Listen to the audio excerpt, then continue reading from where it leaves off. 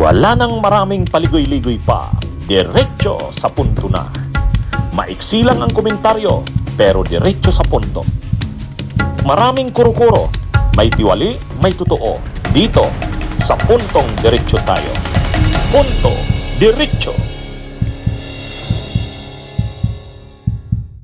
Tinutulak ni Cayetano, ang gusto niyang mangyari, si Jinggoy daw at saka si Marcoleta ay dapat maka-attend sa session sa trial, sa impeachment trial.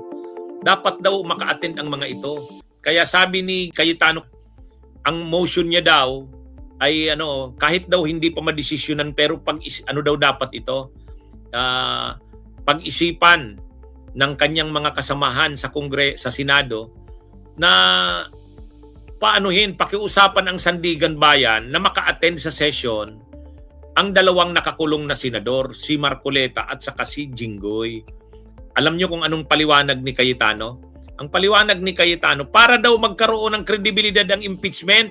Since we already stated as a court that we will take literally Section 3, subparagraph 6 of Article 11 of the 1987 Constitution, that no person shall be convicted without the concurrence of 2/3 of all members of the Senate, may I ask the members of this court through the presiding justice to consider, not today, I have a proposal, but not today, but to consider communication with the Sandigan Bayan for the attendance of Senator Dante Marcoleta and Senator Jinggoy Estrada, considering that the presiding officer may correct me if I'm wrong, but if we get to Section 21, as discussed a while ago by the defense, the prosecution and defense, and we do not know what will happen. Their case may be dismissed. They can be out on bail.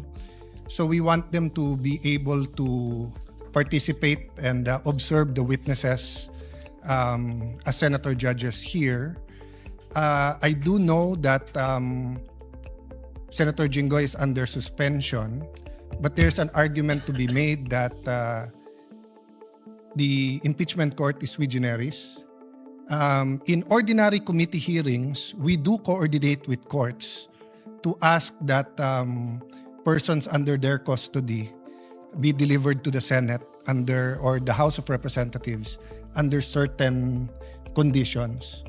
So I'd like to formally ask, Mr. President, that this court consider that. I will submit whether you'd rather have a caucus or a in-camera discussion, or if you want us all to submit our legal opinion. I wouldn't also mind the prosecution and defense weighing in, but considering that if they do not attend and they are here, Mr. President, considering that if they do not attend at all and cannot vote, their vote will be equal to a acquittal. And as we said from the start, we want a fair and we want justice, we want a fair impeachment trial. Sinabi ng prosecution na sana tignan yung ebidensya, pakinggan mga witnesses.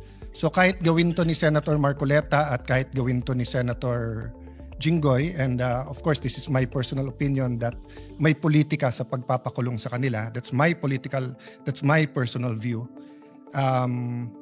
Allowing them to attend here might add to the integrity of the proceeding and actually make things easier when the time comes to render a verdict.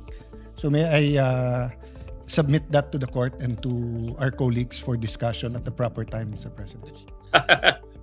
Para magkaroon daw ng kredibilidad ang impeachment, ipakiusap daw sa Sandigan Bayan na payagan si Jinggoy at saka si Marcoleta na umattend sa impeachment trial. Ang rason para magkaroon ng kredibilidad, paano mo masasabing magkakaroon ng kredibilidad? Nakakulong nga sila dahil sa mga malulubhang kaso. Mabibigat ang mga kaso nila. Tapos papa-attendin mo sa impeachment trial. Ang kaso ng dalawa, plunder, non-bailable. Tapos papa-attendin mo. Ang rason mo, dahil sila makakapagdagdag sila ng kredibilidad ng impeachment trial. Baka mas lalong makasira baka mas lalong makawalang kredibilidad. Baliktad yata. Baliktad yata, di ba, mga kabunyog, mga kababayan? Mas ano nga eh, mas mataas nga ngayon ang kredibilidad ng impeachment court na ito. Bakit? Dahil yung mga may kaso ay hindi kasama. Kumbaga may kaso ng plunder si Jinggoy, may kaso ng plunder si Marcoleta, hindi sila kasama. So anong ibig sabihin niyan? Mas nagiging ano ito, kumbaga nasasala itong mga senator judges na nandyan. Kaysa sa mayroon kang kasong plunder, non-bailable yan, mabigat na kaso yan. Tapos papa-attend din ka pa sa impeachment trial, ay lalong masisira ang kredibilidad ng impeachment court. Kaya baliktad yung sinasabi ni Cayetano. Ang sabi ni Cayetano, para madagdagan daw ang kredibilidad ng impeachment court, maganda daw, payagan daw na maka-attend sila Jinggoy at saka si Marcoleta. Kaya sana daw lakarin ng presiding officer na mapakiusapan ang Sandigan Bayan na payagan ang mga ito na umattend. Pero syempre kontra diyan ang mga senador. Si Cayetano lang naman ang nagpo-propose noon. Kaya ito mga kabunyog, mga kababayan, itong si Cayetano sa ngayon pa lang kung ano-ano nang mga gustong mangyari. Mabuti na lang hindi pa yan dinesisyonan kanina. Ang gusto talaga ni Cayetano noon pa, 'di ba? Diyan na nagkagulo ang Senado eh. Ang gusto ni Cayetano noon, kaya nga nag-walk out yung minority noon, nung minority pa sila Lacson, sila Soto, nag-walk out sila kasi pinipilit ni Cayetano nang siya pa ang Senate President. Ang gusto niya, kahit mga nakakulong, kahit nagtatago, pwedeng sumali, mag-join sa session ng Senado. Kasama na ang impeachment. Hindi pumayag dyan yung mga minorya noon.